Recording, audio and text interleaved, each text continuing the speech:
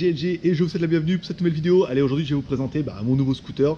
Je vous rappelle, on a testé dernièrement, on voit pas grand chose avec le pistolet, le Tricity AMSA en 155, donc qui a été racheté par David, qui m'a rejoint.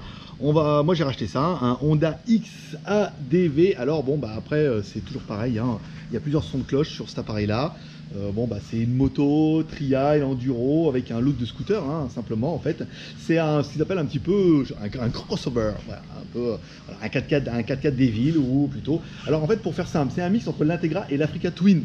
En fait ils ont repris tout ce qu'il y avait sur l'Africa Twin, hein, toute la partie basse, machin, le cadre et tout, et ils ont mis un contour de moto, donc ça fait que c'est plutôt joli. Au niveau de la moto, alors bon, à part la décoration qui est personnelle, encore une fois, on pourra aimer ou ne pas aimer. On reprend, il y a pas mal de finitions qui sont en alu, qui sont très très sympas, vous voyez comme ça, comme les repose-pieds ici, qui sont en alu, c'est très joli. Les roues qui sont en tubeless et tout, avec du vrai pneu, parce que bon, je rappelle le Tricity, lui, avait un peu des pneus de merde thaïlandais pas assez chers, donc là c'était un peu compliqué. Le confort, en fait, c'est du coup le confort d'un scooter, encore une fois.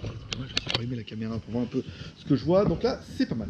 On aura bien aimé, enfin surtout moi j'aurais bien aimé, c'est pour ça que je l'ai acheté, le pare-brise, un pare-brise ici qui est réglable. Je vais pas y arriver avec une main, mais tu tires et tu peux remonter le pare-brise sur 5 positions, ça c'est quand même juste génial. J'aurais bien aimé les sabots aussi en alu ici à l'arrière pour la passagère, c'est très classe, hein. C'est vraiment d'une pièce et c'est pour ça qu'ils vendent aussi en option. Il y a un autre sabot qui se met là, ici là, que tu peux visser avec une trappe qui rentre là-dedans et ce qui permet de te mettre debout sur le scooter pour jouer un petit peu les baroudeurs, donc ça peut être aussi intéressant.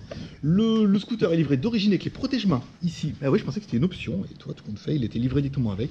Là c'est pas mal quand tu roules, alors je veux dire avec la bulle haute, on verra ça dans la partie roulage après dans une autre vidéo sur WTS GLG, vous devrez lire en bas. Avec la bulle haute, machin, putain, il n'y a quasiment pas de vent et la protection, c'est quand même plutôt pas mal.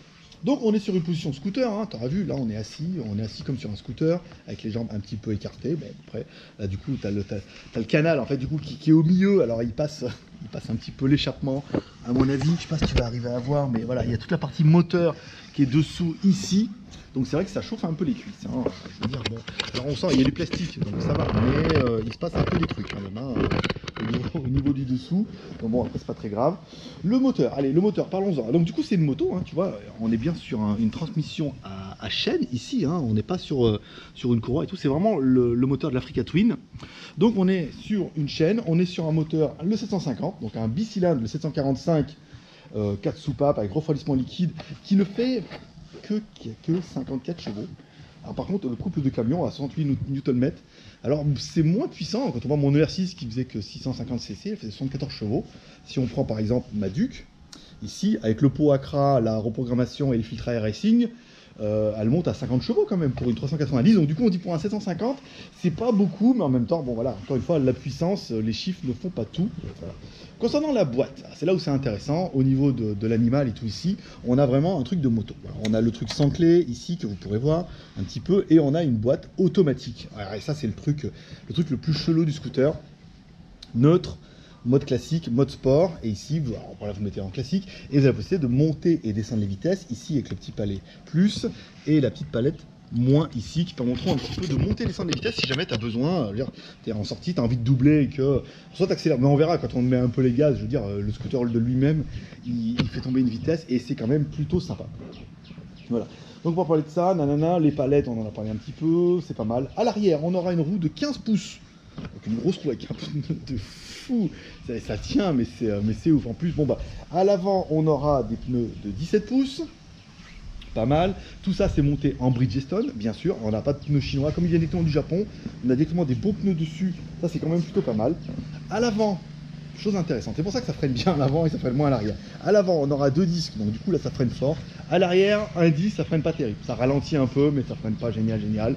Si on appuie trop fort sur la poignée, l'ABS se met en route et tout, ça freine que dalle. Un peu merdique, mais bon après, une moto c'est fait pour freiner de l'avant, encore une fois, l'arrière c'est fait pour ralentir, donc on est dans la théorie, mais voilà. Après là les routes sont assez mauvaises ici, je préfère moi d'abord quand il y a à l'arrière. Le poids de l'animal, 238 kg, et c'est là où on n'y croit pas. Je me dis putain, il est si lourd que ça. Bah, je veux dire, je trouvais que mon ER6 était déjà très lourde. Et là, du coup, il est quasiment 20 kg de plus lourd que le R6. Et pourtant, ça se sent pas. Ça se sent pas, pourquoi? Bah, parce que déjà, l'essence est ici. Je vais vous faire voir un petit peu. On va le mettre un peu en position là. Donc là, on aura la selle, on va mettre directement l'essence. L'essence est ici, au milieu, un peu comme de nombreux scooters. Le moteur, on le voit un petit peu à travers, surtout là, le moteur et toute la partie dessous. Donc en plus, il est incliné sur ce côté-là, donc ce qui fait que ça donne un centre de gravité qui est quand même relativement ici. Donc c'est vrai qu'on ne les sent pas trop, parce que voilà, vraiment la grosse partie du poids est ici, et non pas répartie un petit peu. Mais pas sur le côté. C'est quand même plutôt une bonne chose. Bon, on parlera quand même des repose-pieds en option. Là, 400 € les repose-pieds en alu, parce que c'est des grosses pièces usinées en alu qu'on va mettre un petit peu ici. On en trouve déjà sur eBay. 400 €, il va falloir attendre que les Chinois nous trouvent un truc en métal moins glorieux, mais qui pourra certainement bien faire le taf, parce que là, le prix, c'est quand même un petit peu abusé. Mais bon, après, on a l'habitude. Donc du coup, c'est vraiment un truc pour faire aussi du tout-terrain ou de la balade, ou après, là, vous pouvez faire de la route, et vous pouvez sortir un petit peu. Alors bon, c'est un peu le but, c'est qu'en Thaïlande, vous avez vu, les routes ont vite tendance à s'arrêter, après c'est le bordel et tout. Donc là, on a vraiment quelque chose de polyvalent, de mix, qui permet de sortir un peu des sentiers battus. Voilà, ce qui est quand même plutôt pas mal. J'aurais bien aimé également le coffre. Je vais vous faire voir un petit peu le coffre, comment il est fait. On en parlera dans une prochaine vidéo quand on va faire un peu la partie roulage. Alors, on a un coffre ici qui s'ouvre. Alors, il y a un truc comme sur les bagnoles, vous voyez, comme pour ouvrir le capot. Alors c'est bien parce que ça fait quand même super classe quand ça s'ouvre. C'est pas bien parce que ça s'ouvre juste rien, quoi. Je veux dire, attends, il faut mettre l'intégrale là-dedans, des côtés, machin et tout. C'est vraiment pas pratique. Voilà. Donc on le met un peu ici. Bon, moi j'ai pas trouvé ça génial. Je trouve que ça aurait pu s'ouvrir un peu plus. Ici, on a bien une prise USB 12 volts. Normalement, on a même un petit éclairage qui est là, ici, là. Machin. Donc c'est quand même plutôt bien. Moi je suis assez convaincu. Tu mets un intégral sans problème. Alors il faut le mettre de travers comme ça, enquillé là-bas dedans et tout. Après bon, ça permet de mettre un petit kawa, des choses comme ça. La selle est ouf, elle est super grande. Je veux dire, à l'arrière, je veux dire, même si t'as une meuf qui a un gros cul, je veux dire, là elle passe, hein, tranquille. Il n'y a rien qui déborde. Enfin, ça déborde un peu, mais bon, après on aura bien compris l'idée. La prise USB, c'est ça. Donc le produit, on découvre ça sans contact. Clé sans contact, c'est-à-dire que tu as une clé dans ta poche. Et quand tu t'éloignes un peu, on va faire un peu comme ça. Parce que je ne l'ai pas mis en route. Voilà, quand tu mets en route, que tu me... Attends, ah oui, je ne l'ai pas éteint. Ah, je suis conne aussi. On va le mettre comme ça. Là, il est en route, d'accord. Tu l'éteins, hop, là, tu t'en vas. Tu fais, oh là, oh la clé. Nanana, tu prends la clé dans ta poche. Voilà, et là du coup tu es un peu trop loin, et du coup là le produit il est éteint, t'as beau toucher tous les machins, les manos et tout, il se passera rien. Bon, après tu pourras bloquer le guidon, c'est comme ça, avec le pousser machin. Donc c'est plutôt pas mal, t'as possibilité aussi bon, éventuellement de le verrouiller à distance, de l'appeler si jamais tu lui manques, tout des choses comme ça, mais ça permet vraiment d'avoir toujours la clé moi dans ma sacoche, et quand je m'arrive dessus, je sais qu'il suffit de tourner les commodos et ça va fonctionner sans problème. Vous voyez là, quand j'ai tourné, il a bien vu qu'il y avait la clé à proximité. C'est quand même plutôt pas mal. Vous aurez remarqué, donc il n'y a pas de clé, l'écran, le réservoir 13,1 litres. C'est quand même plutôt balèze pour un scooter. Parce que c'est une moto. Voilà. L'écran, l'écran trop bien. L'écran trop bien. Bon l'écran de l'Africa Twin ou un écran CRF, hein, voilà. Tu retrouveras toutes les informations qui vont dessus, hein, l'essence, machin, le distance parcourue. Tu as deux petits boutons, c'est un peu chiant. J'aurais préféré un commodo pour changer les manuels. La température extérieure 36 degrés, le nombre total de kilomètres 107 km, donc 1000 jusqu'à la prochaine changement d'huile. Et on sera pas mal. Voilà. À savoir qu'en option, vous pouvez déjà acheter le poids de qui est disponible. Il existe aussi également des poireaux. J'ai vu du Léo Vince, mais le poireau il est tout fin, tout moche. Hein. Donc après, je sais pas, vu le bruit que vous allez voir que l'animal fait, je me dis putain, avec un petit pot, ça va faire un bordel de... Voilà, mise en route. Et mise en route, c'est une moto. Là, il n'y a pas à chier. Et là derrière, un gros pot d'Africa Twin hein, en 750.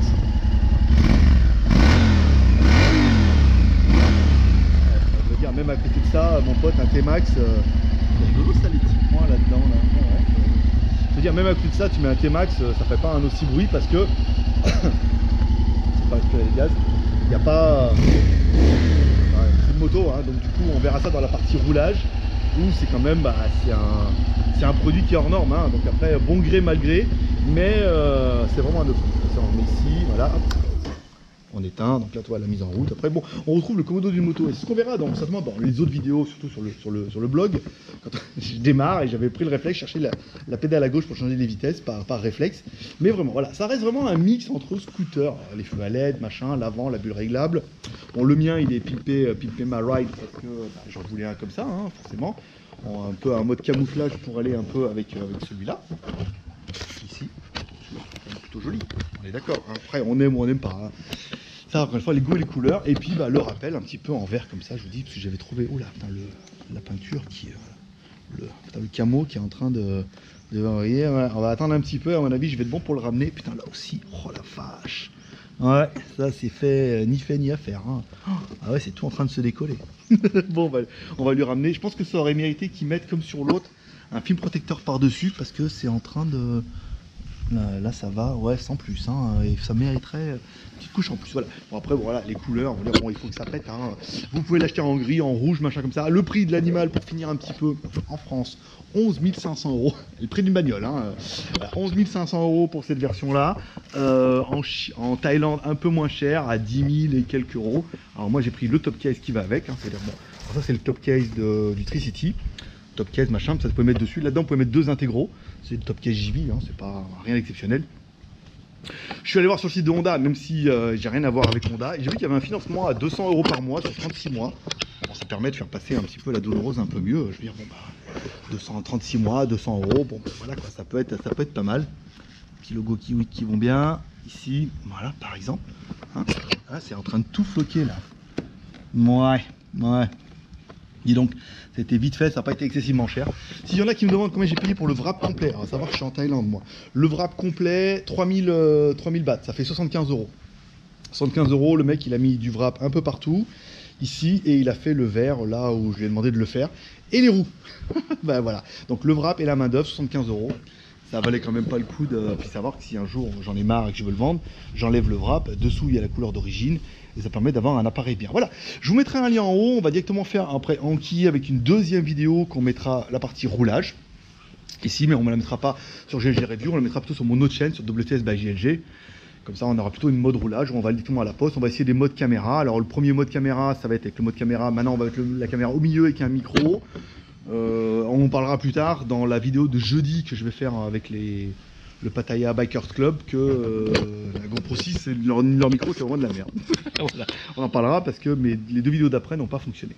Voilà. Fait prospecter, j'espère que vous aurez aimé cette vidéo. Dites-moi ce que vous pensez un petit peu de ce scooter. Je sais qu'il y en a qui vont aimer, il y en a qui vont pas aimer. Mais après voilà, encore une fois, les goûts et les couleurs, c'est vraiment propre à chacun. Allez, fait prospérité, bonne journée, chers commentaires, pouces en l'air si vous avez aimé cette vidéo comme toujours. Et moi je vous dis, c'est mon doigt. C'est mon doigt que tu vois.